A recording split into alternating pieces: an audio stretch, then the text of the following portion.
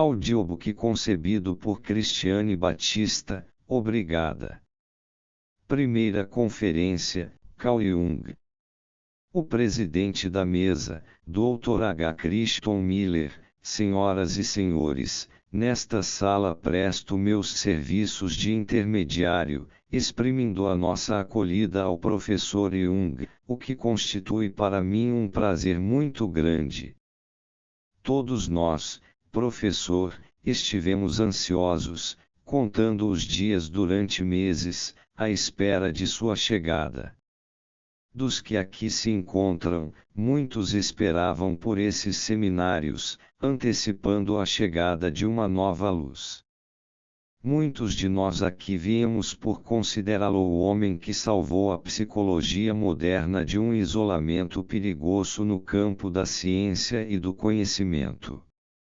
Alguns de nós, pela admiração e respeito à amplitude de visão com a qual o Senhor conseguiu a união entre psicologia e filosofia, empresa tão condenada por certos grupos.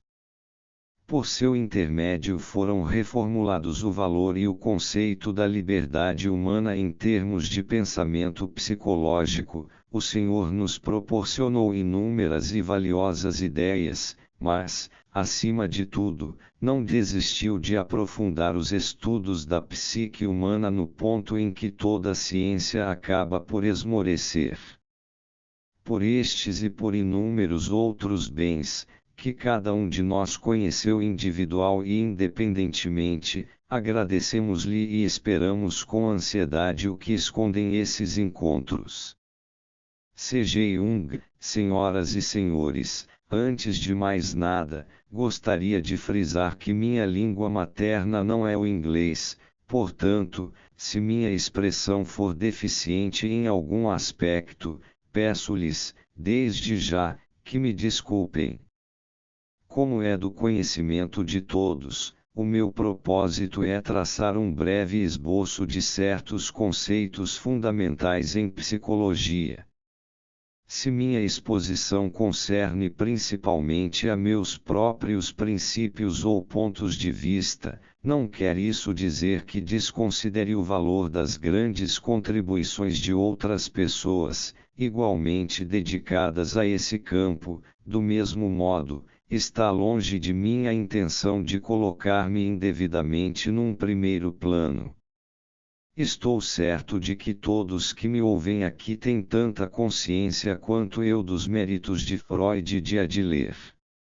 Inicialmente, seria necessário dar uma pequena ideia do processo que orientará esse nosso trabalho. Há dois tópicos principais a serem abordados: de um lado, os conceitos relativos à estrutura e conteúdos da vida inconsciente, e, depois, os métodos usados na investigação dos elementos originários de processos psicológicos inconscientes.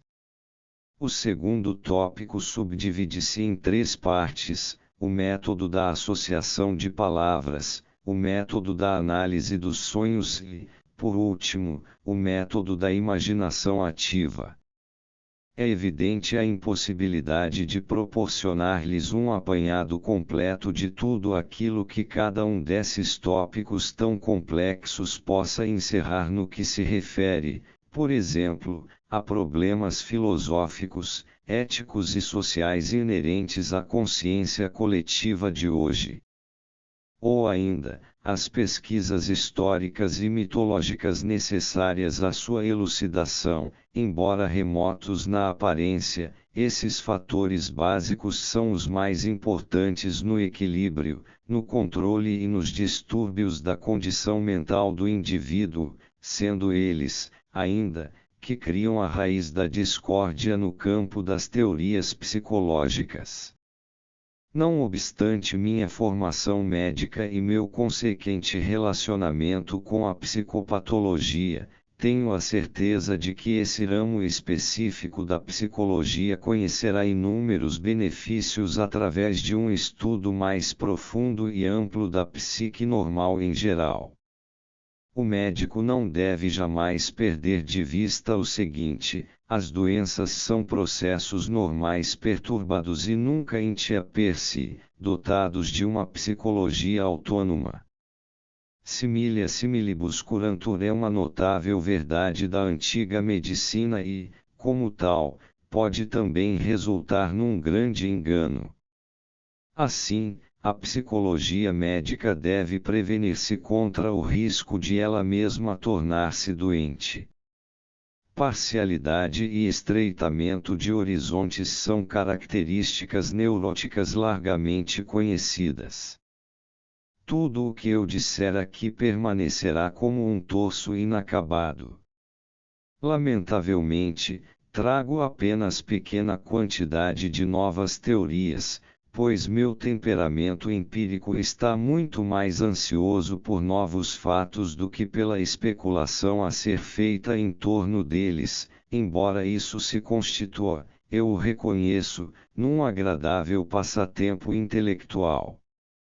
Aos meus olhos, cada novo caso quase que consiste em uma nova teoria, e não estou convencido da invalidade deste ponto de vista, particularmente quando se considera a extrema juventude da psicologia moderna que, segundo sinto, ainda não saiu do berço. Consequentemente, acredito que o tempo das teorias gerais até agora não amadureceu.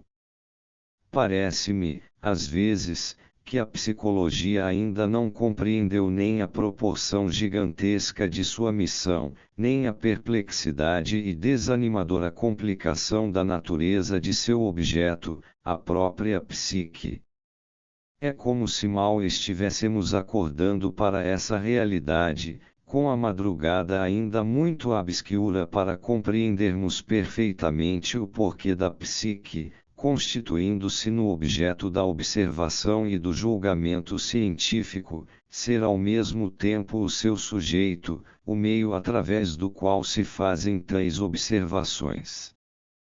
A ameaça de um círculo tão espetacularmente vicioso tem me levado a um extremo de relativismo e cuidado, quase sempre incompreendido.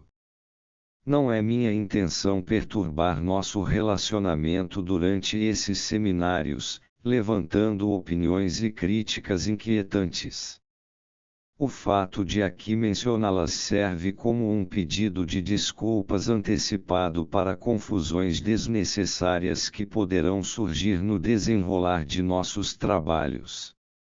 O que me perturba não são as teorias, mas, sim, um grande número de fatos. Peço-lhes que tenham sempre presente que a brevidade do tempo de que disponho não me permite o descortinamento de toda a evidência circunstancial, o que seria um grande apoio às minhas conclusões. Refiro-me especialmente às sutilezas da análise onírica e do método comparativo da investigação dos processos inconscientes. Como podem notar, dependerei muito da boa vontade dos senhores. No entanto, não afasto o meu propósito que é, em primeiro lugar, o de deixar as coisas o mais claro possível.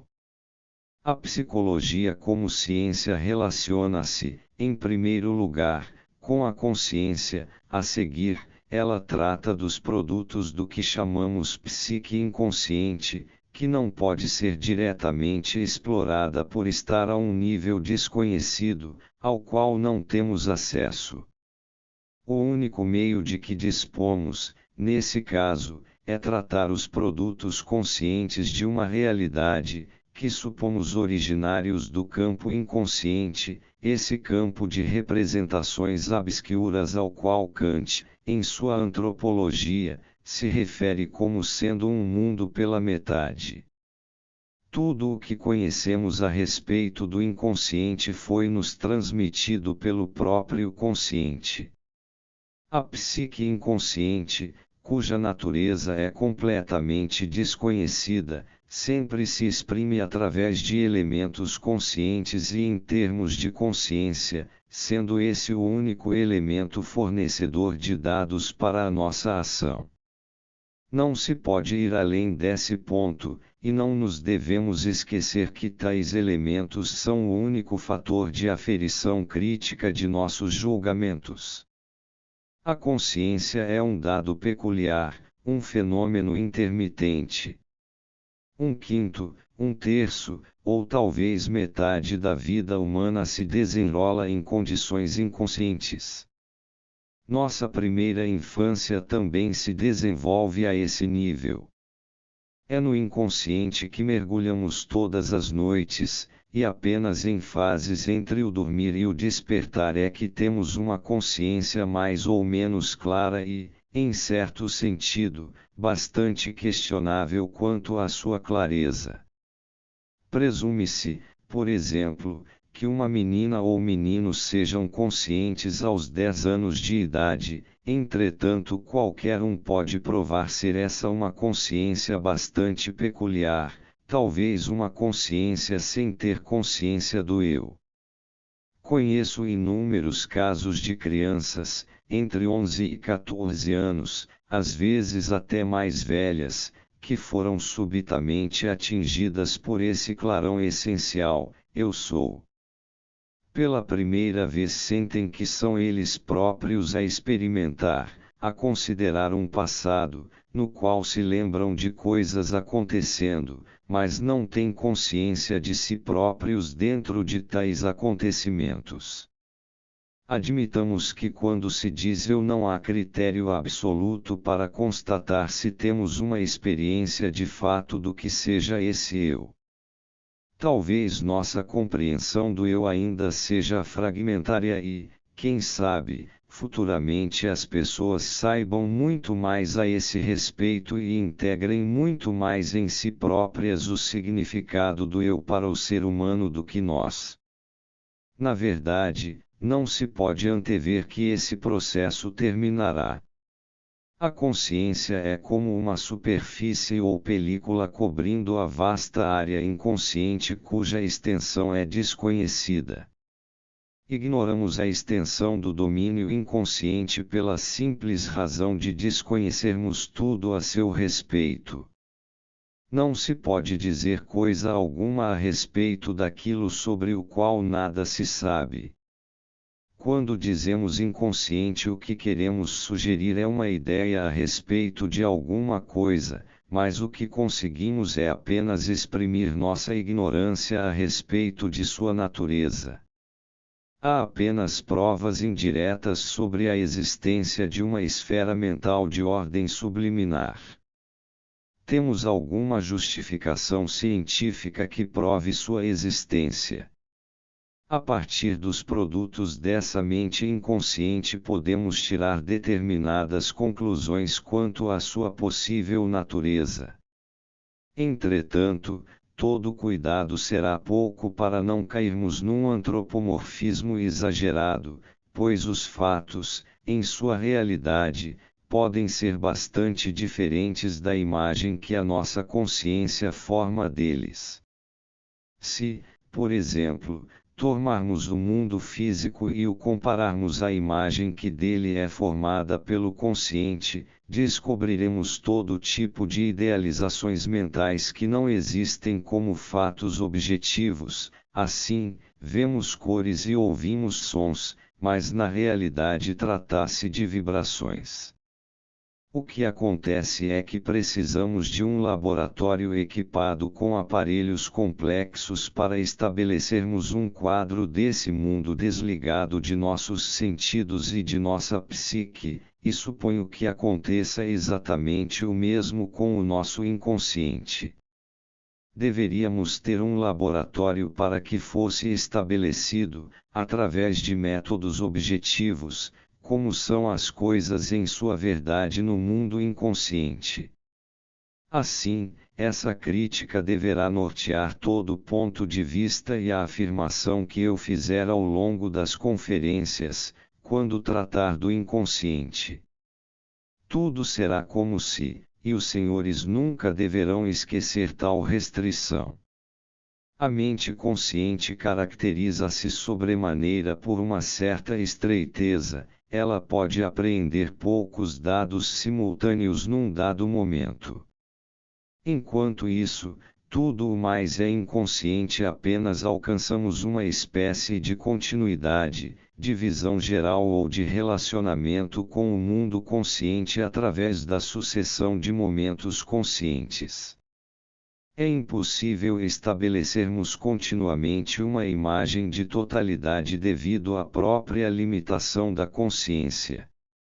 A nossa possibilidade restringe-se à percepção de instantes de existência. Seria como se observássemos através de uma fenda e só víssemos um momento isolado, o resto seria obscuro, inacessível à nossa percepção. A área do inconsciente é imensa e sempre contínua, enquanto a área da consciência é um campo restrito de visão momentânea. A consciência é sobretudo o produto da percepção e orientação no mundo externo, que provavelmente se localiza no cérebro e sua origem seria ectodérmica. No tempo de nossos ancestrais era provavelmente um sentido sensorial da pele. É bem possível que a consciência derivada dessa localização cerebral retenha tais qualidades de sensação e orientação. Psicólogos franceses e ingleses dos séculos XVII e XVIII tentaram derivar a consciência especificamente dos sentidos, a ponto de considerá-la como um produto exclusivo de dados sensoriais. Tal concepção é atestada pela velha fórmula Nihil est intellectu quod prius non fuerit in sensu. Podemos notar qualquer coisa parecida em modernas teorias psicológicas. Freud não deriva a consciência de dados sensoriais, mas ele concebe o inconsciente como derivado do consciente, o que seria seguir a mesma linha de raciocínio. Eu consideraria a questão pelo seu reverso. Coloco o inconsciente como um elemento inicial, do qual brotaria a condição consciente. Na primeira infância somos inconscientes, as funções mais importantes de qualquer natureza instintiva são inconscientes, sendo a consciência quase que um produto do inconsciente. É uma condição que exige esforço violento. Ficamos cansados depois de um prolongado estado consciente, somos às vezes levados até mesmo à exaustão. É um esforço quase que antinatural. Podemos observar, por exemplo, nos primitivos que a menor exigência, ou mesmo sem ela, de repente somem. Eles podem ficar sentados à toa horas a fio, e quando lhes perguntamos, o que estão fazendo? O que estão pensando? Eles se ofendem e dizem: só um doido é que pensa, só ele tem pensamentos na cabeça. Nós não pensamos. Se concebem algum pensamento, fazem-no antes com a barriga ou com o coração. Algumas tribos negras garantem que os pensamentos nascem na barriga, pois apenas conseguem apreender as ideias que realmente lhes perturbam o fígado, os intestinos ou o estômago. Em outras palavras, são atingidos apenas por pensamentos emocionais. As emoções e os afetos são obviamente sempre acompanhados por inervações psicológicas perceptíveis. Os índios Pueblo afirmaram-me que todos os americanos eram loucos. E lógico que fiquei um tanto espantado e perguntei por que pensavam assim. Bem, os americanos dizem que pensam com a cabeça. Nenhum homem sadio pensa com a cabeça. Nós pensamos com o coração. Esses índios se encontram exatamente na Idade Homérica, onde o diafragma, frem igual espírito, mente, era considerado a sede das atividades psíquicas, o que significa uma localização psíquica de natureza diversa. Nosso conceito de consciência supõe que nossos pensamentos emergem de nossa digníssima cabeça, enquanto que os pueblo derivam a consciência da intensidade dos sentimentos. Pensamentos abstratos simplesmente não existem para eles. Por serem adoradores do sol, tentei impressioná-los com o argumento de Santo Agostinho: Deus não é o sol, mas sim o Criador do sol. Foi-lhes impossível assimilar essa ideia, pois não conseguem ultrapassar as percepções de suas sensações e de seus sentimentos. Daí, para eles, a consciência e o pensamento se localizam no coração. Para nós, ao contrário, as atividades psíquicas nada representam. Acreditamos que os sonhos e as fantasias estão localizados num subnível, por isso há pessoas que falam de uma mente subconsciente, de coisas que se localizam abaixo da consciência. Essas localizações particulares desempenham um papel importantíssimo na chamada psicologia primitiva, que de primitiva não tem absolutamente nada. Se, por exemplo, estudarmos a yoga tântrica e a filosofia hindu, descobriremos o mais elaborado sistema de camadas psíquicas, de localizações da consciência desde a região do períneo até o topo da cabeça.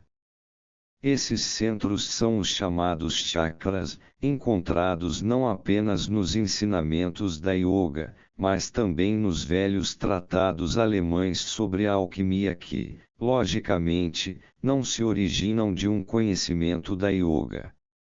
Uma consideração importante sobre a consciência é que nada pode ser consciente sem ter um eu como ponto de referência. Assim, o que não se relacionar com o eu não é consciente. A partir desse dado, podemos definir a consciência como a relação dos fatos psíquicos com o eu. Mas o que é o eu? É um dado complexo formado primeiramente por uma percepção geral de nosso corpo e existência e, a seguir, pelos registros de nossa memória. Todos temos uma certa ideia de já termos existido, todos acumulamos uma longa série de recordações. Esses dois fatores são os principais componentes do eu, que nos possibilitam considerá-lo como um complexo de fatos psíquicos. A força de atração desse complexo é poderosa como a de um ímã, é ele que atrai os conteúdos do inconsciente, daquela região obscura sobre a qual nada se conhece. Ele também chama a si impressões do exterior que se tornam conscientes ao entrar em associação com o eu. Caso isto não ocorra, elas não são conscientes. Portanto, em minha concepção, o eu é uma espécie de complexo, o mais próximo e valorizado que conhecemos. É sempre o centro de nossas atenções e de nossos desejos, sendo o cerne indispensável da consciência. Se ele se desintegra, como na esquizofrenia, toda ordem de valores desaparece e as coisas não mais podem ser reproduzidas voluntariamente, o centro se esfacelou e algumas partes da psique passarão a referir-se a um fragmento do eu, enquanto outras partes se ligarão a outros fragmentos. Essa é a razão da mudança rápida de personalidade tão característica dos esquizofrênicos. A consciência é dotada de um certo número de funções, que a orienta no campo dos fatos ectopsíquicos e endopsíquicos. A ectopsique é um sistema de relacionamento dos conteúdos da consciência com os fatos e dados originários do meio ambiente, um sistema de orientação que concerne a minha manipulação dos fatos exteriores, com os quais entro em contato através das funções sensoriais. A endopsique, por outro lado, é o sistema de relação entre os conteúdos da consciência e os processos postulados no inconsciente. Primeiramente trataremos aqui das funções ectopsíquicas. Em primeiro lugar temos a sensação, a função dos sentidos. Ela seria o que os psicólogos franceses chamam la fonction du réel, a soma total de minhas percepções de fatos externos, vindas até mim por meio dos sentidos. Dentro dessa concepção, a denominação dos franceses me parece ter sido totalmente feliz. A sensação me diz que alguma coisa é, não exprime o que é, nem qualquer outra particularidade da coisa em questão. A seguir, distinguimos a função do pensamento. Se perguntarmos a um filósofo, ele dirá que o pensamento é uma coisa extremamente complicada, portanto nunca procure um filósofo para se informar a respeito, pois ele é, por excelência, o homem que não sabe o que é o pensamento, quando todas as outras pessoas o sabem. Quando se diz a alguém, olhe, pense bem, essa pessoa sabe exatamente o que se está querendo exprimir, mas um filósofo, não. Na sua forma mais simples, o pensamento exprime o que uma coisa é. Dá nome a essa coisa e junta-lhe um conceito, pois pensar é perceber e julgar. A psicologia alemã fala de apercepção. A terceira função que distinguimos, e para a qual a linguagem comum tem uma denominação, é o sentimento. Aqui as ideias se confundem e entram em choque, as pessoas se irritam quando falo sobre o sentimento, pois segundo a opinião delas o que digo a respeito dessa função é horrível. O sentimento nos informa, através da carga emocional, acerca do valor das coisas. É ele que nos diz, por exemplo, se uma coisa é aceitável, se ela nos agrada ou não. Ele nos diz o que é de valor para nós. Devido a este fenômeno não podemos perceber ou aperceber sem uma determinada reação sentimental. É possível demonstrar experimentalmente que sempre está presente certa carga emocional. Mais tarde falaremos sobre isso. Agora, o horrível sobre o sentimento é que ele, como o pensamento, é uma função racional. Toda pessoa que pensa está absolutamente convencida de que o sentimento jamais pode ser uma função racional, mas, ao contrário, totalmente irracional. Peço-lhes, entretanto, o seguinte: tenham um pouco de calma e concordem que o ser humano não pode ser perfeito em tudo. Aquele que é perfeito em seus pensamentos jamais o será quanto aos sentimentos devido à própria impossibilidade de realizar as duas coisas simultaneamente, uma impede a outra. Consequentemente, quando se quer pensar dentro de uma linha científica ou filosófica totalmente desapaixonada, deve-se colocar de lado todos os valores sentimentais. Caso contrário, começar-se-á a sentir que é muito mais importante pensar sobre a liberdade da vontade do que, por exemplo, sobre a classificação dos piolhos. Evidentemente, se observados do ponto de vista do sentimento, os dois objetos não são diferentes apenas quanto aos fatos, mas também quanto ao valor. Os valores não são âncoras para o intelecto, mas eles existem e a atribuição de valor é uma função psicológica importante. Se quisermos ter uma visão completa do mundo, é fundamental que consideremos o papel desempenhado pelos valores, caso contrário cairemos em dificuldades. Para a maior parte das pessoas o sentimento parece ser totalmente irracional porque elas podem ter os mais diversos sentimentos de maneira idiota, eis a razão de todo mundo estar convencido, especialmente neste país, de que devemos controlar nossos sentimentos. Admito ser esse um bom hábito e expresso aqui a minha profunda admiração aos ingleses por essa habilidade. Não obstante, os sentimentos continuam a existir, e tenho visto pessoas que os controlam surpreendentemente bem, apesar de serem muito perturbadas por eles. Veremos agora a quarta função.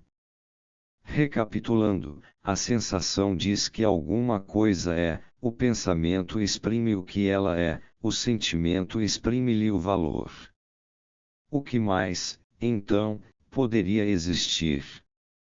Pode-se acreditar que a visão do mundo se complete ao saber que as coisas são, o que são e qual o valor a elas atribuído. Há, entretanto, uma outra categoria, o tempo. Tudo tem um passado e um futuro, tudo procede de um lugar, e se encaminha para outro. E é impossível saber qual seja essa origem e essa destinação, a menos que se tenha o que vulgarmente é chamado palpite. Se suas atividades se relacionarem ao ramo artístico ou ao de venda de móveis antigos, você pode ter um palpite de que determinado objeto pertence a um grande mestre de 1720, pressentindo ser esse um bom trabalho. Ou, então, não saber como se comportará a bolsa de valores, mas ter um palpite de que subirá. A isso se chama intuição, uma espécie de faculdade mágica, coisa próxima da adivinhação, espécie de faculdade miraculosa. Posso, por exemplo, não saber que meu paciente tem uma coisa extremamente dolorosa para contar, mas tenho uma impressão sobre a existência de seu problema. Uso essas palavras tão deficientes porque a linguagem comum não tem termos exatos para definir esse tipo de percepção. Mas a palavra intuição faz, cada vez mais, parte da língua inglesa e os senhores são muito felizes, pois em outras línguas a palavra nem existe. Os alemães nem mesmo conseguem fazer uma distinção linguística entre sentimento e sensação. Em francês é diferente, se você fala francês, possivelmente não pode dizer que tem um certo sentiment dans l'estomac, aqui a palavra teria de ser sensation. Em inglês existem os dois termos que estabelecem a diferença entre sensação e sentimento, mas é muito fácil misturar sentimento com intuição. Por isso, é aconselhável que se mantenha sempre a maior clareza quanto ao seu uso, para se estabelecer uma distinção na linguagem científica.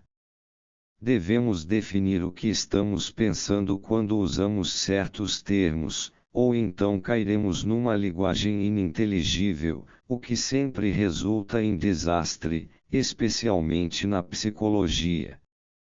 Numa conversa normal é provável que dois homens pensem em coisas diversas ao empregarem a palavra sentimento.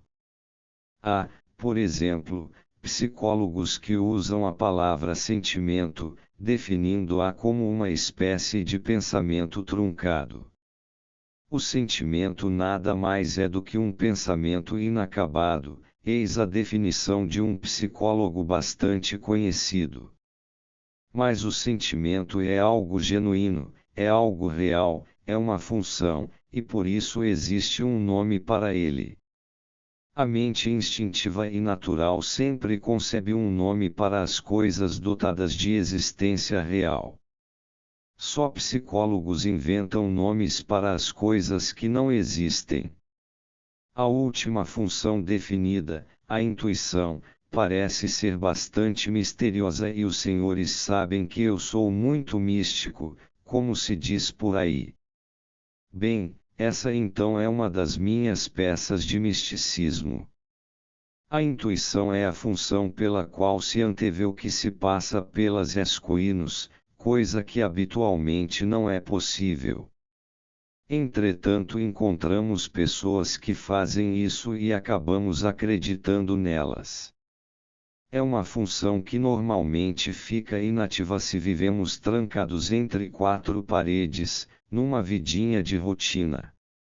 Mas se trabalharmos na Bolsa de Valores ou na África Central, então esses palpites e impressões serão as mais eficazes armas de trabalho. É impossível prever, por exemplo, se, ao passar por um arbusto, toparemos com um rinoceronte ou um tigre, mas podemos ter um palpite, e isso pode salvar-nos a vida. Através desse exemplo se vê que as pessoas normalmente expostas a condições naturais têm que se valer constantemente da intuição, assim como aqueles que se arriscam num campo desconhecido e os que são pioneiros em qualquer empreendimento. Inventors bem como juízes são auxiliados por ela. Sempre que se tiver de lidar com condições estranhas para as quais não há valores pré-estabelecidos ou conceitos já firmados, esta função será o único guia.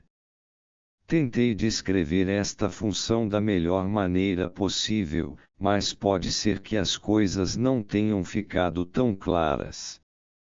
O que quero dizer é que a intuição é um tipo de percepção que não passa exatamente pelos sentidos, registra-se ao nível do inconsciente, e é onde abandono toda tentativa de explicação, dizendo-lhes: não sei como isso se processa. Não sei o que se passa quando um homem se inteira de fatos que ele, em absoluto, não tem meios de conhecer. Não consigo dizer como essas coisas acontecem, entretanto a realidade está aí, e os fenômenos são comprovados. Sonhos premonitórios, comunicações telepáticas etc. são intuições. Continuamente venho presenciando esses fatos, e estou convencido de sua existência. Entre os primitivos, eles ocorrem com frequência, e se prestarmos atenção registraremos em todo lugar percepções que, de certa forma, trabalham através de dados subliminares, como percepções sensoriais tão sutis que escapam à nossa consciência. Às vezes, por exemplo, na criptomnésia, algo irrompe na consciência. Captamos uma palavra que provoca determinada sugestão, mas que permanece inconsciente até o momento de sua irrupção, eis porque ela se apresenta como se tivesse caído do céu. Os alemães denominam este fenômeno de Einfall, qualquer coisa que despenca do alto sobre nossa cabeça. Eventualmente o seu afloramento adquire características de revelação. Mas, na realidade, a intuição é uma função muito natural, uma coisa perfeitamente normal e até mesmo necessária, pois nos coloca em contato com o que não podemos perceber, pensar ou sentir, devido a uma falta de manifestação concreta. Vejamos, o passado já não existe e a realidade do futuro não é tão manifesta quanto o possamos imaginar. Aí está porque devemos agradecer aos deuses pela existência de uma função que nos esclarece um pouco sobre coisas que se escondem por trás das esquinas. Médicos, frequentemente surpreendidos por situações imprevistas e sem antecedentes, têm que contar com o auxílio desta função cheia de mistérios, sobre a qual repousa um grande número de bons diagnósticos. As funções psicológicas são controladas habitualmente pela vontade, ou pelo menos assim o esperamos, pois temos medo de tudo aquilo que se move por conta própria. Quando as funções são controladas, elas podem ser postas fora de uso, podem ser suprimidas, selecionadas, aumentadas de intensidade, dirigidas pela força da vontade, pelo que chamamos de intenção. Mas também podem funcionar de modo involuntário, isto é, elas pensam e sentem em nosso lugar. Isso acontece com frequência e não podemos interromper um processo desses depois de iniciado.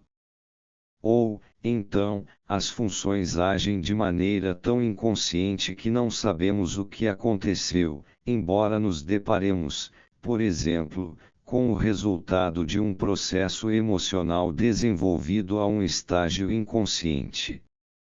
Depois alguém poderá provavelmente dizer: "Ah, você estava tão bravo, ou estava tão ofendido que fez tais e tais coisas." Talvez a pessoa esteja totalmente inconsciente a respeito do que sentiu, não obstante aquelas coisas tenham realmente acontecido. As funções psicológicas, como as funções sensoriais, são dotadas de energia específica. Não se pode dispor do sentimento ou do pensamento, ou de qualquer das 4 outras funções. Ninguém pode dizer: "Eu não quero pensar." Pensará inevitavelmente. Uma pessoa não pode afirmar: "Eu não quero sentir." Ela sentirá, pois a energia específica particular de cada função tem expressão própria, e não pode ser substituída por outra. Logicamente, cada um de nós tem suas preferências. Os dotados de bom raciocínio preferem pensar sobre as coisas e se adaptar através do pensamento. Outros, cuja função sentimento é particularmente bem desenvolvida, possuem boa comunicabilidade, demonstrando grande senso de valores, são verdadeiros artistas em criar situações que envolvam sentimento e em viver tais situações. Ou ainda, um homem com agudo senso de observação objetiva irá valer-se principalmente de sua sensação, e assim por diante. É a função dominante que dá a cada indivíduo a sua espécie particular de psicologia. O homem que age dirigido preponderantemente pelo intelecto constitui um tipo inconfundível, e a partir de seu traço dominante pode-se deduzir qual seja a condição de seu sentimento. Quando o pensamento é a função superior, o sentimento só poderá ser a inferior. A mesma regra se aplica às outras 3 funções. Vou mostrar isso aos senhores através de um diagrama, que esclarecerá o que estamos tratando. Figura 1. As funções. Eis a chamada cruz das funções, figura 1. No centro está o eu, e, dotado de certa quantidade de energia, que é a força da vontade. No caso do tipo pensamento, essa força será canalizada para o raciocínio, para o pensamento, então, o sentimento, street, será colocado no extremo oposto, sendo nesse caso a sua função relativamente inferior. Isto se deve ao fato de que, ao pensarmos, devemos excluir o sentimento, e quando sentimos devemos excluir o pensamento. E devemos mesmo deixar o sentimento e seus valores de lado quando pensamos, pois eles são uma sobrecarga para o pensamento. Entretanto, os que se guiam pelos valores não se valem do pensamento, no que estão certos, pois essas 2 funções diferentes se contradizem mutuamente. Pessoas já me disseram que seu pensamento era tão diferenciado quanto seu sentimento, mas não posso acreditar nisso, pois nenhum indivíduo possui os 2 opostos simultaneamente no mesmo grau de desenvolvimento. O mesmo se aplica à sensação, SS, e à intuição, 1. De que maneira elas se afetam mutuamente? É impossível enxergar ao mesmo tempo através de paredes quando se observa fatos físicos. Se prestarmos bastante atenção em um homem que trabalha com as percepções sensoriais, veremos que as linhas de direção de seus olhos têm a tendência de convergir, de encontrar-se num determinado ponto. Por sua vez, a expressão ou o olhar da pessoa intuitiva apenas cobre a superfície das coisas. Ela não olha fixamente, mas globaliza os objetos num todo, entre as muitas coisas que percebe, estabelece um ponto na periferia do campo de visão, e isto constitui o range, segundo os americanos. Com bastante segurança é possível dizer, a partir dos olhos de uma determinada pessoa, se ela é intuitiva ou não.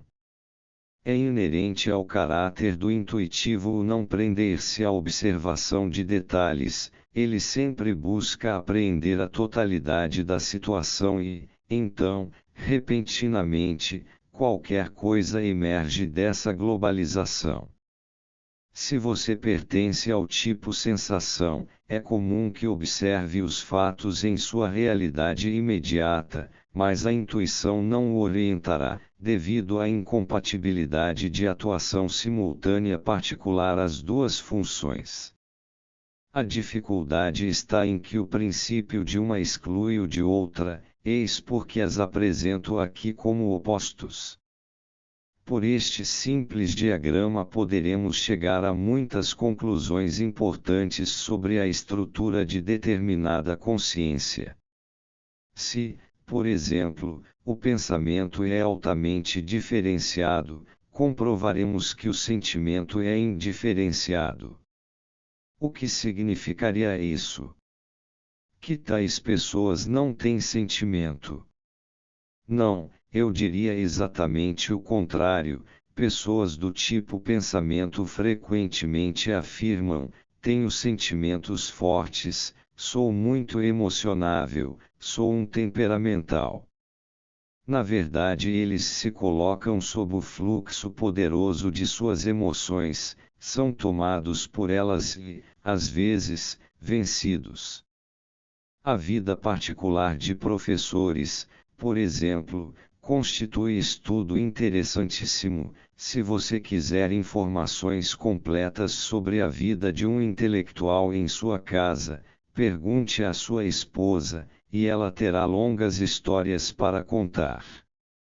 O reverso é igualmente válido para o tipo sentimento. Se agir com naturalidade, ele jamais permitirá que o aborreçam com pensamentos ou raciocínios, mas se por acaso for sofisticado ou um pouquinho neurótico, será perturbado por certo tipo de ideias. É que aí o pensamento surge de maneira compulsória e o indivíduo não consegue livrar-se dele. Normalmente esse tipo é pessoa agradável, apesar de apresentar ideias e convicções extraordinárias e um pensamento de qualidade inferior. Ele é virtualmente tomado por tal modo de pensar, sendo enrolado por suas elucubrações, não pode desvencilhar-se por não poder raciocinar nem ter flexibilidade de ideias. Por outro lado, um intelectual, ao ser dominado por seus sentimentos, diz: eu sinto assim, e pronto. E contra isso não há argumentos. Apenas quando tiver sido literalmente escaldado em sua emoção, ele voltará a si novamente. É impossível fazê-lo raciocinar sobre seus sentimentos, e, se tal fosse possível, surgir-lhe-ia a consciência de ser um homem bastante limitado. O processo é o mesmo com referência aos tipos sensação e intuição. O intuitivo sempre se irrita quando colocado em frente à realidade concreta. Do ponto de vista da realidade, ele quase sempre fracassa, por situar-se fora das possibilidades da vida. É aquele homem que planta um campo e, antes que a safra esteja madura, já lança novo plantio. Deixou muitos campos arados para trás, sempre com novas esperanças à frente, sem que nada surja de verdadeiro. Por sua vez, o tipo sensação está ligado às coisas fixa-se numa determinada realidade e a coisa só lhe parece verdadeira quando dotada de existência real, concreta. Imaginem o que sente o intuitivo ante um dado concreto. Para ele, aquela é exatamente a coisa errada, não pode ser isso, tem que ser qualquer outra coisa. Quando a um indivíduo do tipo sensação falta uma realidade concreta de apoio, por exemplo, 4 paredes para se fixar, parece que o mundo desaba.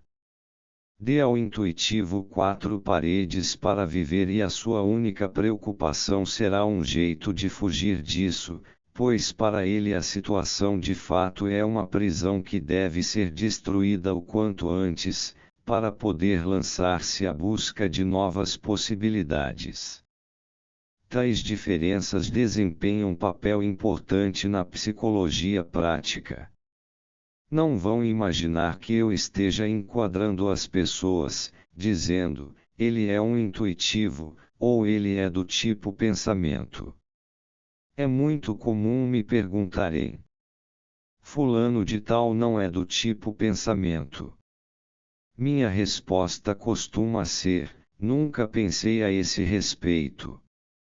E na verdade não o fiz, pois não adianta colocar as pessoas em gavetas de diferentes rótulos. Entretanto, quando se dispõe de um largo material empírico, são necessários princípios de ordem e de crítica para que se proceda a uma classificação. Espero não estar exagerando, mas é para mim extremamente importante criar uma ordem em meus dados experimentais, especialmente quando as pessoas estão preocupadas e confusas, ou quando se tem de explicá-las umas às outras. Se você tiver de explicar uma esposa a seu marido e vice-versa, esses critérios objetivos são sempre muito valiosos. Caso contrário, a coisa continua indefinidamente no campo do ele me disse ou ela me disse. Via de regra, a função inferior não é consciente nem diferenciada, não podendo sempre ser manobrada pela intenção e pela vontade. Aquele que é realmente um pensador pode dirigir seus pensamentos bem como controlá-los, não é escravo de ideias, podendo sempre conceber saídas novas para os problemas. Ele tem o dom de dizer: posso pensar em qualquer coisa diferente, posso pensar no oposto dessa hipótese. Enquanto ao tipo sentimento isto é vedado, por não poder desvencilhar-se de seu pensamento. O pensamento o fascina, eis porque ele o teme. A verdade é que o pensamento o possui, escravizando-o. O intelectual tem medo de ser tomado pelos sentimentos por serem eles de qualidade arcaica e em seus domínios ele próprio é um homem arcaico, uma vítima abandonada à força de seus sentimentos. Essa é a razão do homem primitivo ser extremamente polido. Toma ao máximo cuidado para não ferir os sentimentos de seus companheiros, pois seria perigoso. Muitos de nossos costumes são explicados através dessa polidez arcaica. Não é bom costume, ao cumprimentar alguém, apertar-lhe a mão direita enquanto se mantém a esquerda no bolso ou nas costas, pois é necessário provar que não leva nenhuma arma escondida. A saudação oriental de curvar-se com as palmas das mãos abertas e estendidas para cima significa: não trago nada nas mãos. No cumprimento chinês de homenagem e respeito, Kowtow, ajoelha-se tocando o solo próximo aos pés da outra pessoa com a testa, e o significado do gesto é que a criatura se apresenta sem defesa em frente à outra, e tem nela confiança total.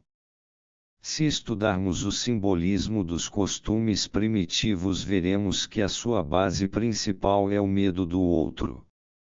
Do mesmo modo tememos nossas funções inferiores. Se toparmos com um intelectual típico, realmente apavorado ante a possibilidade de apaixonar-se, poderemos julgar que seu medo é ridículo. Mas muito provavelmente ele é quem está certo, pois bem pode acontecer que faça uma grande besteira ao apaixonar-se. Com toda certeza ele será manietado, pois o seu espírito só ride a um tipo inferior e arcaico de mulher. Essa é a razão de muitos intelectuais se casarem com pessoas abaixo de seu nível. Às vezes, a história nos dá abundantes exemplos, são os fisgados pela locatária de seus quartos ou pela cozinheira, exatamente por não terem consciência do sentimento subdesenvolvido, que os levou a serem dominados. Portanto, esse medo tem plena justificativa. Para eles o sentimento é uma fonte de perturbações. Ninguém pode atacá-los através do intelecto, aí eles são fortes e se movem à vontade, mas podem ser influenciados, paralisados, enganados em suas emoções, e eles o sabem. Portanto, nunca force os sentimentos de um homem, caso ele seja um intelectual, ele os controla com mão de ferro por saber que o perigo aí é grande. Essa lei é aplicável a cada uma das funções. A inferior está sempre associada a uma personalidade arcaica, e em seus domínios somos todos primitivos. Em nossas funções diferenciadas somos sempre civilizados e presume-se que aí tenhamos vontade livre, o que é impossível quando se trata das funções inferiores. Lá existe uma ferida aberta, ou ao menos uma porta aberta por onde qualquer coisa pode entrar. Agora vamos tratar das funções endopsíquicas da consciência. As funções que acabamos de tratar regem ou auxiliam nossa orientação consciente no relacionamento com o ambiente, mas não se aplicam às coisas situadas, por assim dizer, abaixo do eu, que é apenas um segmento da consciência flutuando num oceano de coisas obscuras. As coisas obscuras são as interiores. Nesse lado sombrio há uma camada de dados psíquicos que formam uma espécie de moldura de consciência à volta do eu. Vamos ilustrá-lo através de um diagrama, figura 2. Figura 2 o eu. Se admitirmos A como limiar da consciência, teremos, então, em D um setor consciente que se refere ao mundo ectopsíquico B, área regida pelas funções que acabamos de abordar. De maneira oposta, em C, situa-se o mundo das sombras. Ali o eu se torna ligeiramente obscuro, não enxergamos e tornamo-nos um enigma aos nossos próprios olhos. Conhecemos o eu apenas em D, nunca em C. Aqui sempre surgem coisas novas a nosso respeito, quase todo ano aparece um fato que desconhecíamos. Sempre nos julgamos no ponto final de nossas descobertas, mas isso nunca acontece. Descobrimos que somos isto, aquilo e outras coisas mais e, por vezes, temos experiências surpreendentes, o que prova existir sempre uma parte de nossa personalidade que ainda permanece inconsciente, que ainda se encontra em mutação, ainda indeterminada, ainda em gestação.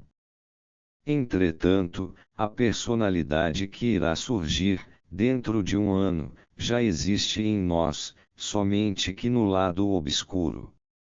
O eu se parece a uma moldura que se move sobre um filme, a personalidade futura ainda não se encontra no campo de visão, mas vamos gradativamente nos aproximando até que o ser futuro seja totalmente visualizado. Tais potencialidades pertencem ao lado obscuro do eu, sabemos o que fomos, mas ignoramos o que seremos. A primeira função do lado endopsíquico é a memória ou reprodução, que nos liga aos fatos súmidos da consciência, aos dados que se tornaram subliminares ou que foram expulsos e reprimidos. O que denominamos memória é a faculdade de reproduzir conteúdos inconscientes e é a primeira função a ser claramente distinguida no relacionamento entre a nossa consciência e os conteúdos que realmente não se encontram visíveis. A segunda função endopsíquica constitui um problema mais difícil. Estamos em águas profundas e começamos a entrar na escuridão. Inicialmente vou dar aos senhores o nome da função, componentes subjetivos das funções conscientes. Espero conseguir expressar-me com clareza. Quando, por exemplo, encontramos um homem que não vemos há muito tempo, logicamente concebemos um pensamento a seu respeito. Nem sempre pensamos coisas que possam ser ditas imediatamente. Talvez admitamos fatos que não sejam verdadeiros, que não se apliquem à pessoa. Obviamente são relações subjetivas que também se dão em relação a coisas e situações. Toda aplicação de uma função consciente, trate ela de qualquer objeto, é sempre acompanhada de reações subjetivas, mais ou menos inadmissíveis, injustas ou imperfeitas. Estamos dolorosamente conscientes de que tais coisas se desenrolam em nós, mas ninguém admite com facilidade estar sujeito a tais fenômenos. Preferimos deixá-los na obscuridade, pois isso nos ajuda a pensar que somos perfeitamente inocentes, agradáveis e honestos. Apesar de um pouquinho exigentes, os senhores conhecem bem todas essas frases. Na verdade não o somos, pois temos um grande número de reações subjetivas, não sendo nada elogioso admiti-las. A essas reações eu denomino componentes subjetivos. São partes muito importantes das relações com a nossa própria interioridade, onde as coisas se tornam realmente dolorosas. Eis por que nos desagrada entrar nesse mundo sombrio do eu. Não gostamos de admitir nosso próprio lado de sombras. Muitas pessoas, em nossa sociedade civilizada, perderam sua sombra, livraram-se dela, tornando-se apenas bidimensionais, perderam a terceira dimensão e, geralmente, com ela, o próprio corpo. O corpo é o amigo mais duvidoso, por produzir coisas de que não gostamos. Há inúmeros fatos a ele relacionados que não podem mesmo ser mencionados. Por isso ele frequentemente é a personificação do lado sombrio do eu. Às vezes representa o esqueleto escondido no armário, e todo mundo, naturalmente, quer ver-se livre disso. Creio que se esclareceu suficientemente o que desejo expressar com a denominação componentes subjetivos. São normalmente uma disposição a reagir de determinada maneira, mas via de regra a disposição não lhe é favorável. Há uma exceção para essa definição, aquela pessoa que não está vivendo seu lado positivo, como se supõe que estejamos todos, o tipo que vive entrando em tudo com o pé esquerdo. Há certos indivíduos que denominamos pechvogel, em nosso dialeto suíço, pitbard seria uma tradução aproximada para o inglês, desastrados em português. Sempre se metem em complicações porque vivem sua própria sombra, sua negação.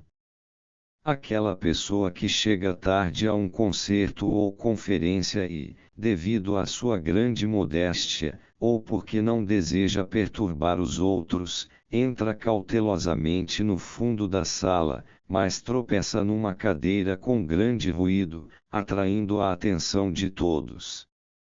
Estes são os pitbards, os desastrados. Chegamos ao terceiro componente endopsíquico que não posso classificar exatamente como função. No caso da memória pode-se falar em função, mas a própria memória é função controlável ou voluntária apenas até determinado grau. Normalmente ela é cheia de truques, assemelha-se a um cavalo chucro que não se deixa guiar. Recusa-se muitas vezes da maneira mais embaraçosa.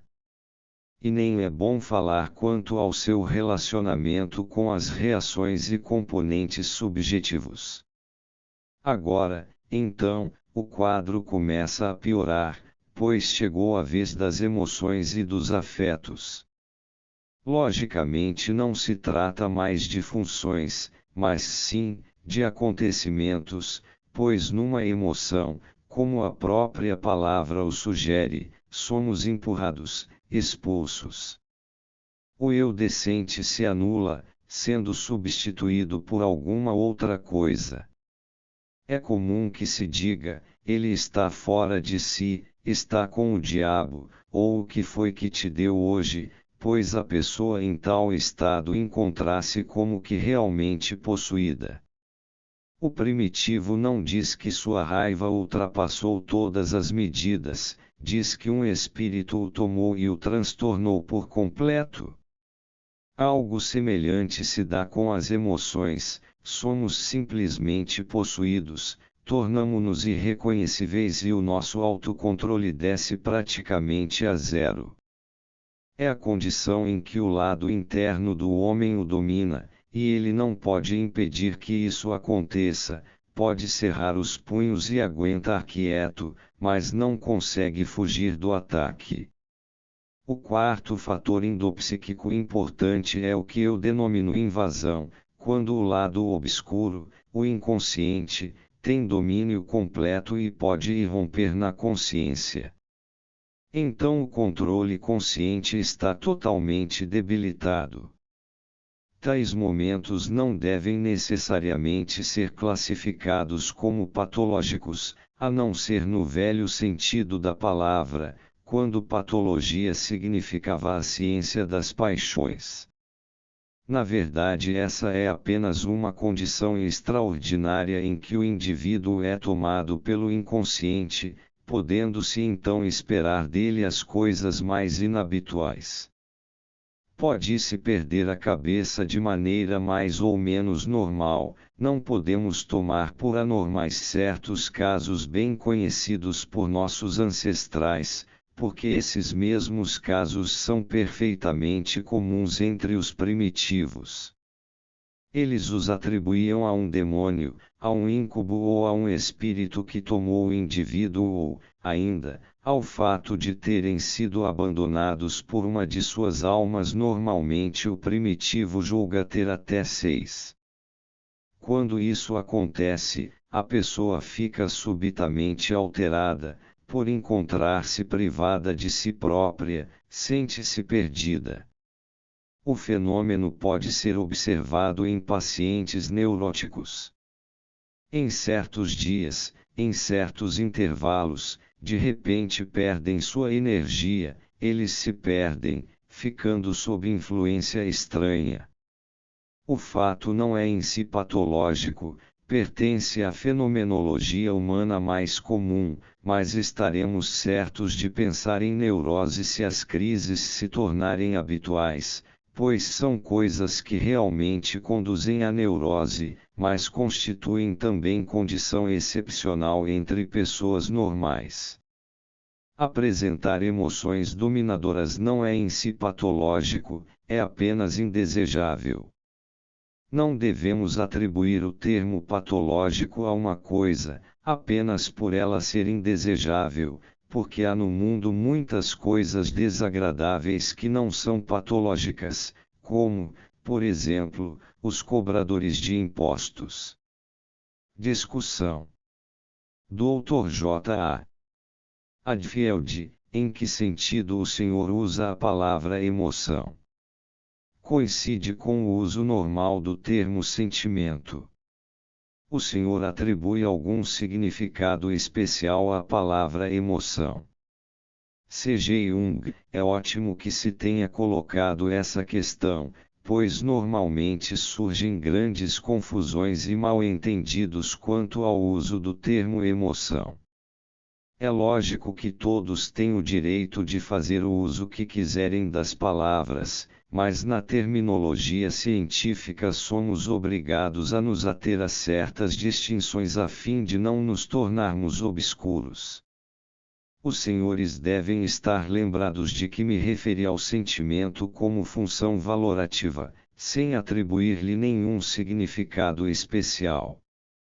Estou convicto de que essa função é racional quando diferenciada, caso contrário, ela simplesmente acontece, apresentando todas as características arcaicas que podem ser resumidas na palavra insensatez.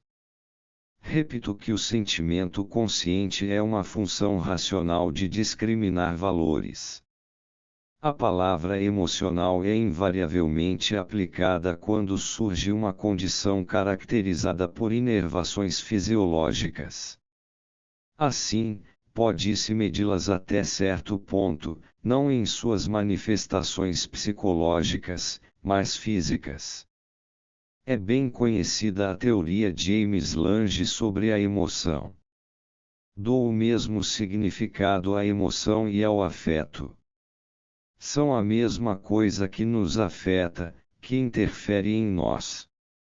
Por ela somos carregados, atirados para fora de nós mesmos. O indivíduo fica tão alterado como se uma explosão o tivesse arremessado para fora dos limites da sua pessoa. E nesse momento existe uma condição física realmente tangível e observável. Eis, portanto, a diferença: o sentimento não apresenta manifestações físicas ou fisiológicas tangíveis, ao passo que a emoção se caracteriza por uma condição fisiológica alterada.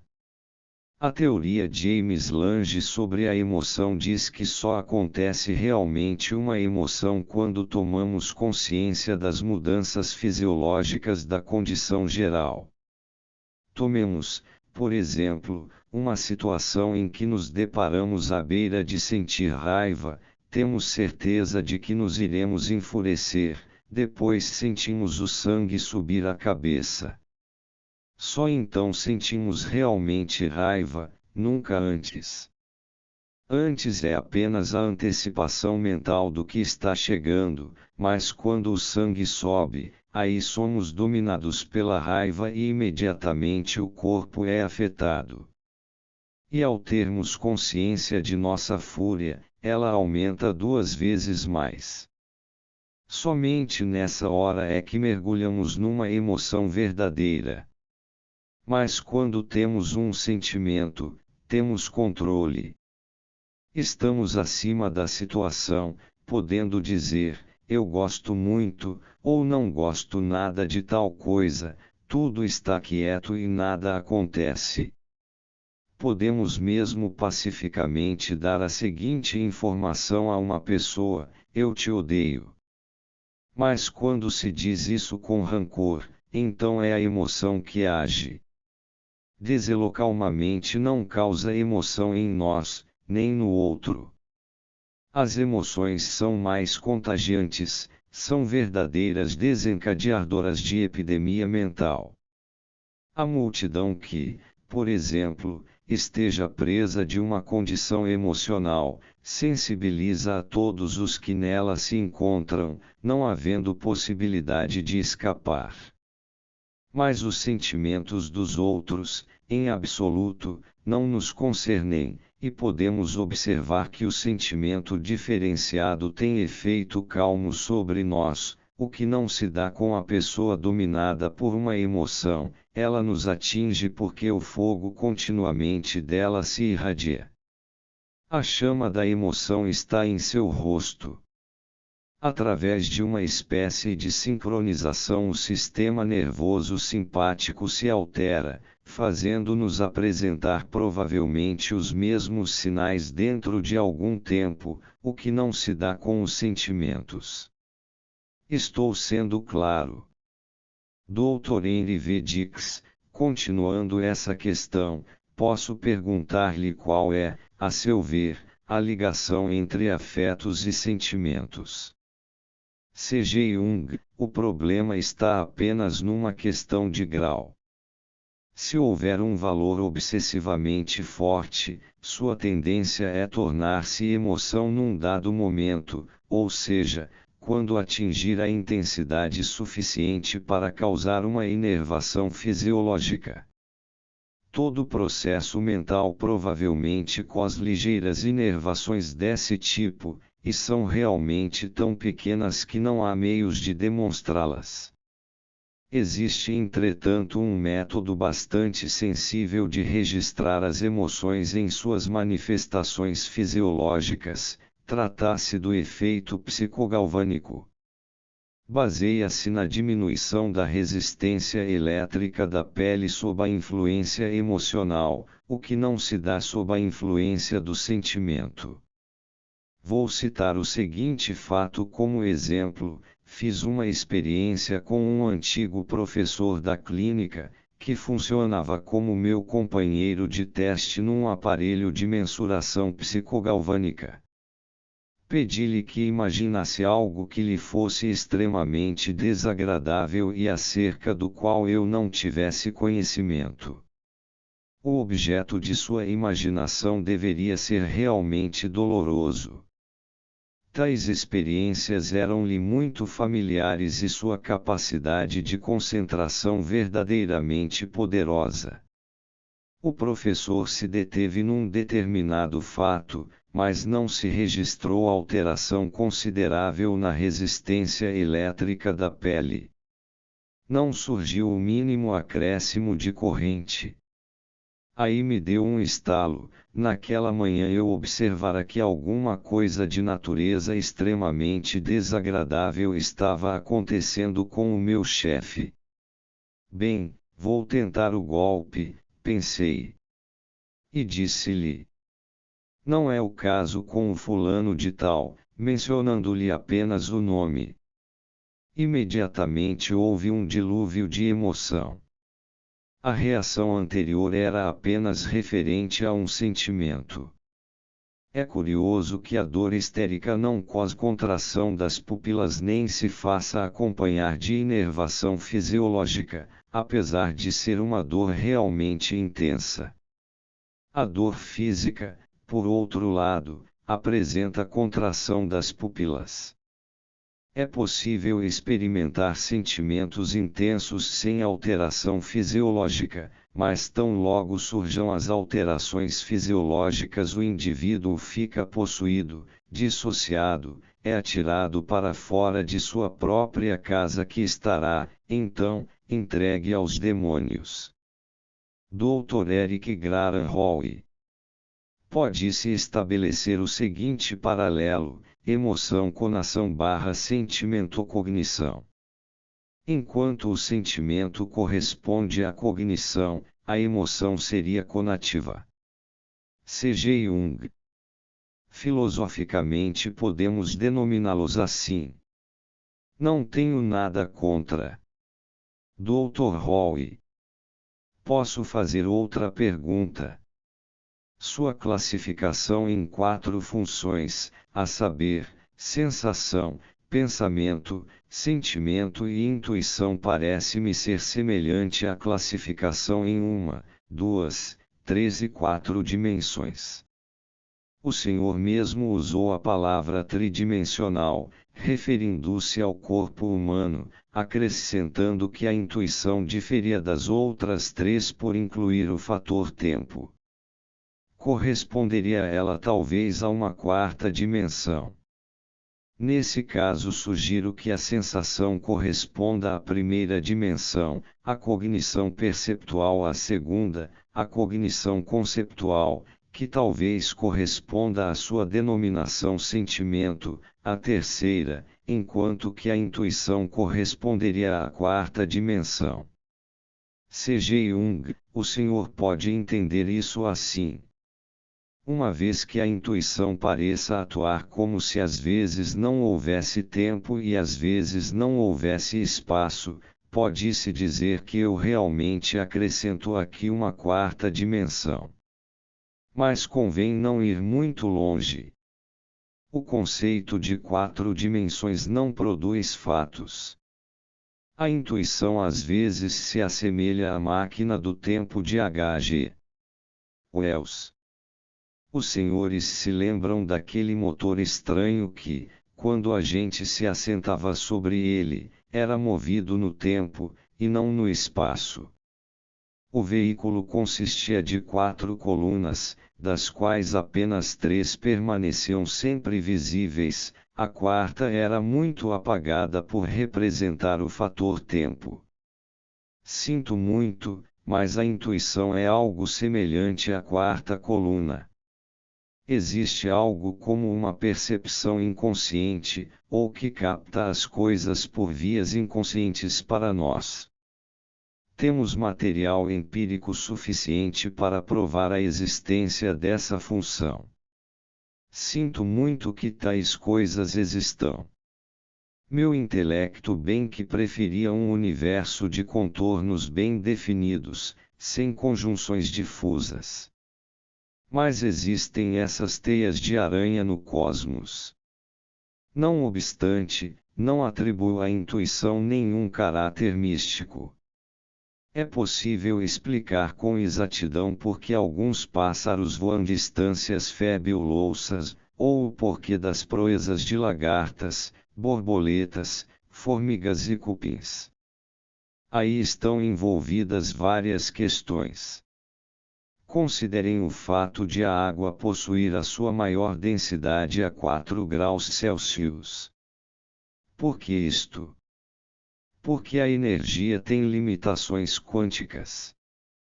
Pois bem, ela o tem, e isto é embaraçoso. Não é correto que tais coisas sejam assim, mas elas o são. É como a velha pergunta: por que fez Deus as moscas? Ele as fez, e pronto. Dr. Wilfred R. Bryan, naquela experiência com o professor, porque o Senhor pediu a ele que pensasse num fato doloroso e do qual o Senhor não tivesse conhecimento. Há alguma importância no fato de ele saber que a outra pessoa tem conhecimento da desagradável experiência mencionada no segundo fato, e isto influi na diferença da reação emocional apresentada nos 2 exemplos que nos foram mostrados. C.G. Jung, sim, é evidente. Minha ideia se baseava no seguinte: quando sei que meu parceiro não sabe, então a minha reação é mais suportável. Mas quando tenho consciência de que ele também conhece o fato, então a experiência toma outro caráter, e bastante desagradável. Na vida de qualquer médico há casos que se tornam mais ou menos dolorosos quando um colega toma conhecimento deles.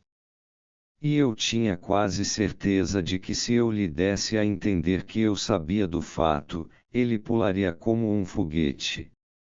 E foi o que aconteceu. Era a minha intenção. Dr. Eric B. Strauss, o Dr. Jung poderia deixar mais claro porque afirma ser o sentimento uma função racional. Para dizer a verdade, não sei muito bem o que o senhor entende por sentimento. Quase todo mundo entende com essa palavra polaridades como dor, prazer, relaxamento, tensão, etc. Mais adiante, o Dr. Jung afirma que a distinção entre sentimento e emoção é questão de grau. Se assim é, como é que o Senhor os coloca, por assim dizer, praticamente em 2 lados opostos de uma mesma fronteira? Continuando, o doutor diz que um dos critérios, ou o critério principal, é que os sentimentos não se fazem acompanhar de mudanças fisiológicas, enquanto que as emoções se fazem acompanhar de tais alterações. Experimentos levados a efeito pelo professor Freundlich, de Berlim, provam claramente, creio eu, que simples sentimentos, na acepção de prazer, dor, tensão, relaxamento, são forçosamente acompanhados de mudanças fisiológicas, como alteração da pressão sanguínea, que pode agora ser registrada por aparelhos extremamente sensíveis. C.G. Jung, é certo que sentimentos, cujo caráter seja emocional, são acompanhados de efeitos fisiológicos, mas há sentimentos que não mudam a condição fisiológica. São sentimentos mentais, não apresentando natureza emocional, essa é a distinção que faço. Levando-se em consideração que o sentimento é uma função de valores, entender-se-á prontamente não ser essa uma condição fisiológica. Pode tratar-se de um dado tão abstrato como o pensamento abstrato. Ninguém vai julgar que o pensamento abstrato seja uma condição fisiológica. Pensamento abstrato é aquilo que o termo indica. O pensamento diferenciado é racional, assim o sentimento pode ser racional, apesar de as pessoas misturarem a terminologia. Precisamos de uma palavra para a atribuição de valores. Precisamos designar essa função particular como existindo separada das outras, e sentimento é um termo adequado. Logicamente, pode-se escolher qualquer outra palavra a gosto, bastando somente que tal fato seja mencionado. Não tenho nenhuma objeção se a maioria dos intelectuais chegarem à conclusão de que sentimento é uma palavra ruim para tal objetivo. Se vocês disserem, preferimos usar outra palavra, cabe-lhes então a escolha de outro termo para a atribuição de valores, pois o fato-valor permanece e precisamos dar-lhe um nome. Comumente o senso de valores é expresso pelo termo sentimento. Mas não me aferro ao termo. Sou absolutamente liberal em questão de termos, apenas dou a definição dos termos, de modo a poder dizer o que penso ao usar determinado termo. Se alguém disser que sentimento é emoção, ou um fator que provoca o aumento da pressão sanguínea, não colocarei objeção de espécie alguma. Afirmo apenas que não emprego a palavra nesse sentido. Se decidirem que fica proibido usar tal palavra no sentido em que a emprego, não me levantarei contra isso. Os alemães têm as palavras Empfindung e Gefühle. Ao lermos Goethe ou Schiller, veremos que mesmo esses poetas misturam as duas funções.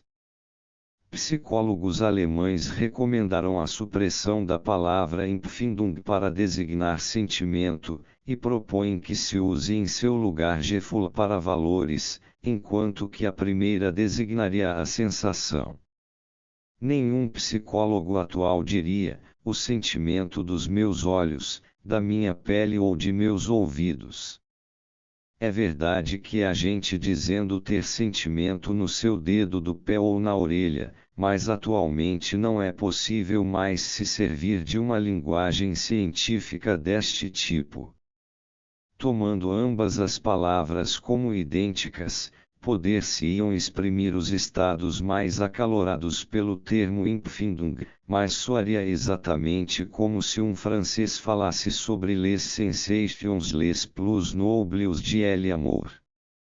Todos seriam tomados pelo riso. Soaria profundamente mal, chocante. Dr. E.A.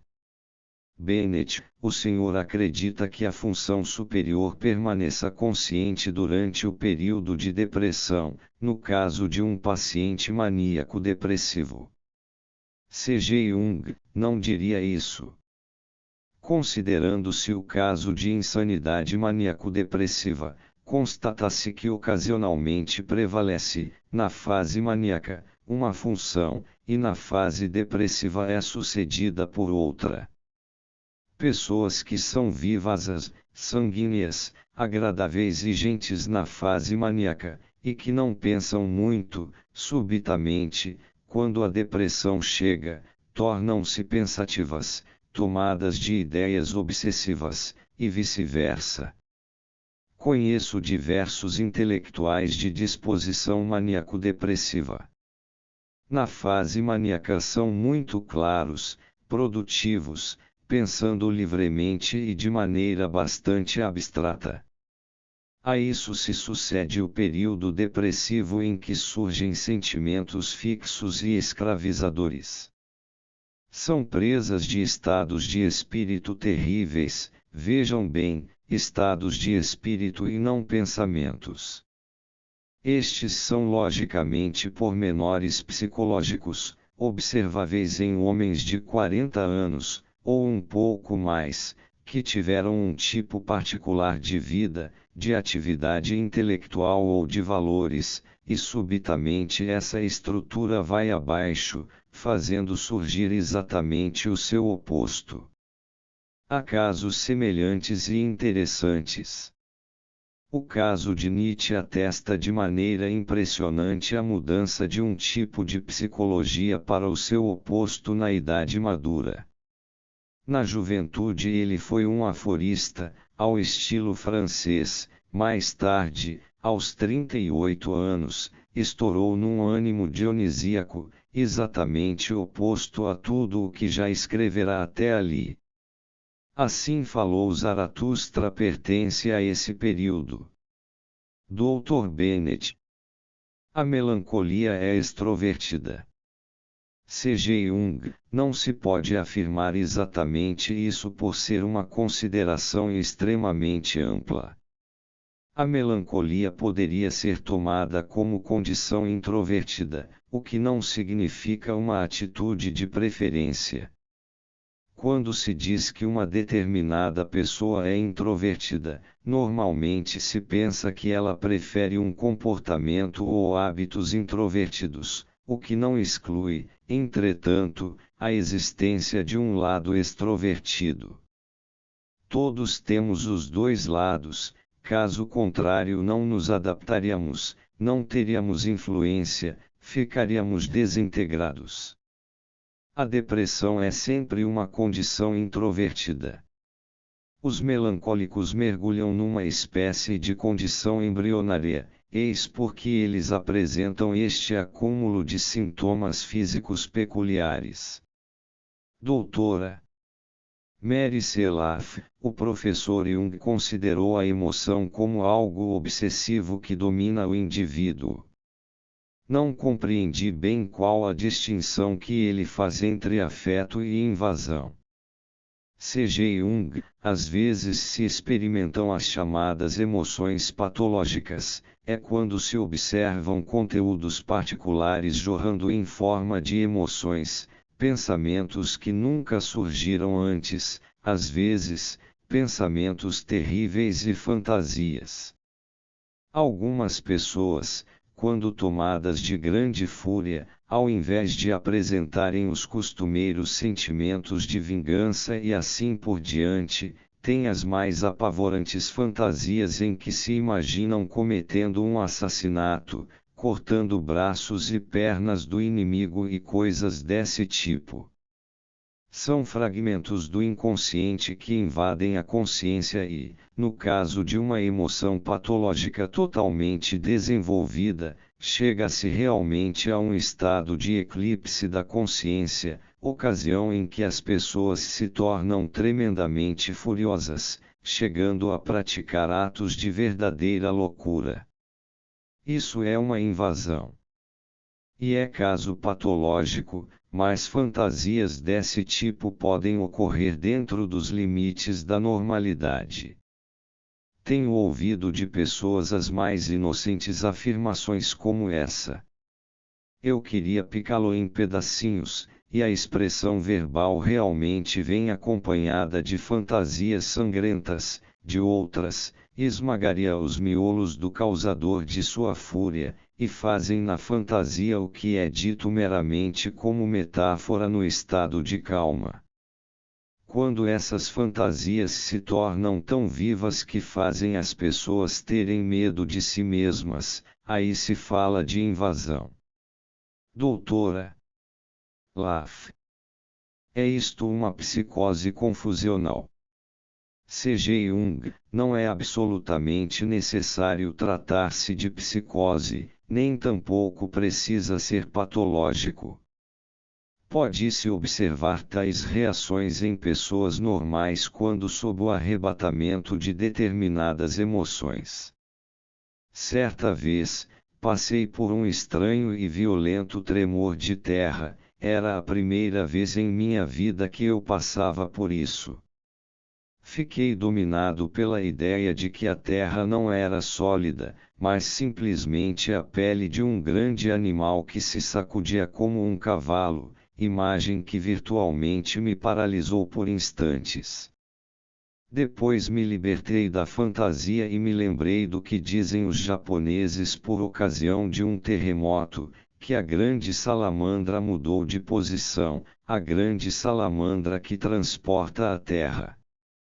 Com essa imagem tranquilizei-me, pois percebi que aflorara na minha consciência uma ideia arcaica. Considerei o fato surpreendente, mas não patológico. Dr. B.D. Ende, o professor Jung crê que o afeto, segundo sua própria definição, é causado por condições fisiológicas características ou que a alteração fisiológica seria, diremos, o resultado de uma invasão. C.G. Jung. A relação corpo-mente constitui um problema extremamente difícil. Pela teoria de James Lange, a emoção é resultado de alteração fisiológica. A pergunta se corpo ou psique é fator preponderante sempre será respondida segundo diferenças de caráter e temperamento. Aqueles que por temperamento preferem a teoria da supremacia do corpo afirmarão que os processos mentais são epifenômenos da química fisiológica. Os que acreditam mais no espírito adotarão a tese contrária: o corpo é apêndice da mente e a causalidade reside no espírito. A questão tem aspectos filosóficos e, por não ser filósofo, não posso arrogar a minha decisão. Tudo o que se pode observar empiricamente é que processos do corpo e processos mentais desenrolam-se simultaneamente e de maneira totalmente misteriosa para nós. É por causa de nossa cabeça lamentável que não podemos conceber corpo e psique como sendo uma única coisa. Provavelmente são uma só coisa, mas somos incapazes de conceber isso. A física moderna está sujeita à mesma dificuldade. Atentemos para o que acontece com a luz. Comporta-se como se fosse composta de oscilações e ainda formada por corpúsculos. Foi necessário uma fórmula matemática muito complexa, cujo autor é M. de Broglie, para auxiliar a mente humana a conceber a possibilidade de corpúsculos e oscilações serem dois fenômenos que formam uma única e mesma realidade 9. É impossível pensar isso, mas somos obrigados a admiti-lo como postulado. Do mesmo modo, o chamado paralelismo psicofísico constitui um outro problema insolúvel. Tome-se, por exemplo, o caso da febre tifoide e suas sequelas psicológicas. Se os fatores psíquicos fossem confundidos com uma causalidade, atingiríamos conclusões absurdas. O máximo que se pode afirmar é a existência de certas condições fisiológicas que são claramente produzidas por doenças mentais, e outras que não são causadas, porém meramente acompanhadas de processos psíquicos. Corpo e psique são os dois aspectos do ser vivo, e isso é tudo o que sabemos. Assim, prefiro afirmar que os dois elementos agem simultaneamente, de forma milagrosa, e é melhor deixarmos as coisas assim, pois não podemos imaginá-las juntas. Para meu próprio uso cunhei um termo que ilustra essa existência simultânea. Penso que existe um princípio particular de sincronicidade ativa no mundo, fazendo com que fatos de certa maneira aconteçam juntos como se fossem um só, apesar de não captarmos essa integração. Talvez um dia possamos descobrir um novo tipo de método matemático, através do qual fiquem provadas essas identidades. Mas atualmente sinto-me totalmente incapaz de afirmar se é o corpo ou a psique que prevalece, ou se eles coexistem. Dr. L.J. Bendit, não pude entender bem quando a invasão se torna patológica. O professor sugeriu, na primeira parte da conferência, que isso acontece quando ela se torna habitual. Qual a diferença entre a invasão patológica, a inspiração artística e a criação de ideias? C.G. Jung, entre uma inspiração artística e uma invasão não há absolutamente diferença alguma, são a mesma coisa, por isso eu evito em relação a ambas a palavra patológica. Eu nunca diria que a inspiração artística é patológica, e por esta razão faço a mesma exceção para as invasões, pois considero a inspiração como um fato perfeitamente normal. Nada há de mal, nada de extraordinário há nela. É uma grande sorte que a inspiração ocasionalmente se manifeste nos seres humanos, ela se dá muito raramente, mas acontece. Mas é bem provável que os acontecimentos patológicos se desenrolem pelo mesmo processo, portanto temos de traçar uma linha divisória em algum ponto. Se os senhores fossem todos alienistas e eu lhes apresentasse um caso, provavelmente o diagnóstico que os senhores me dariam do paciente seria a loucura. Eu não concordaria, pois enquanto esse homem puder explicar-se e eu sentir que podemos manter um contato, afirmarei que ele não está louco. Estar louco é uma concepção extremamente relativa. Em nossa sociedade, quando, por exemplo, um negro se porta de determinada maneira, é comum dizer-se, ora, ele não passa de um negro, mas se um branco agir da mesma forma é bem possível dizerem que ele é louco, pois um branco não pode agir daquela forma. Estar louco é um conceito social. Usamos restrições e convenções sociais a fim de reconhecermos desequilíbrios mentais. Pode-se dizer que um homem é diferente, comporta-se de maneira fora do comum, tem ideias engraçadas, e se por acaso ele vivesse numa cidadezinha da França ou da Suíça, diriam, é um sujeito original, um dos habitantes mais originais desse lugar. Mas se trouxermos o tal homem para a rua Harley, ele será considerado doido varrido. Se determinado indivíduo é pintor, todo mundo tende a considerá-lo um homem cheio de originalidades, mas coloque-se o mesmo homem como caixa de um banco e as coisas começarão a acontecer. Dirão que o homem é um louco consumado. Essas opiniões não passam, entretanto, de considerações sociais. Vejamos o exemplo dos hospícios. Não é o aumento de insanidade que faz nossos asilos ficarem apinhados, é o fato de não podermos mais suportar as pessoas anormais, isto sim. Então parece haver muito mais loucos do que antes. Lembro-me, em minha juventude, de pessoas que mais tarde eu reconheceria como esquizofrênicas, às quais nos referíamos da seguinte forma: tio Fulano é um homem extremamente original. Na minha cidade natal existem vários imbecis, mas ninguém era capaz de dizer: ele é um estúpido, ou algo semelhante, mas dizia-se: ele é tão bonzinho. Da mesma forma chamam-se alguns tipos de idiotas de cretinos, derivado da expressão: ele est bon chrétien, ele é bom cristão. Seria impossível dizer qualquer outra coisa sobre eles, mas pelo menos eram bons cristãos. O presidente, senhoras e senhores, creio que devemos deixar ao professor Jung ainda algum tempo livre nessa noite. Os nossos agradecimentos.